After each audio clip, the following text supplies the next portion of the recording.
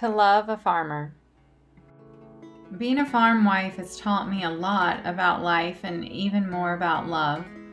20 years ago, my idea of a date night looked a lot more like what I'd seen in the movies and a lot less like the reality of the majority of ones I've come to know. But if I could go back, I'd tell my younger self that reality can be so much better than the movies when we learn to love it for what it is.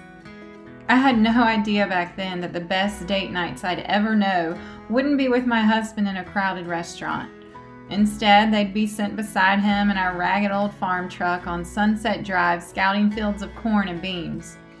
I didn't know he'd prefer my cast iron steak to anything he could get anywhere else, and that I'd prefer to make it. I didn't know loving a farmer would be manifest daily in holding gates, cutting hay string, slinging buckets of calf feed, fetching wrenches, and shuffling equipment. I didn't know loving a farmer would mean lunch sandwiches and sweet tea in a mason jar on a tailgate watching hawks circle over a fresh-cut hayfield. I didn't know loving a farmer would include shared tears over flooded crops and fears over crashed cattle markets. I didn't know loving a farmer would mean saying yes to learning and conquering new things when my mind would say, no, you can't. I didn't know loving a farmer would be so hard at times. And he didn't know loving me would be so hard at times either.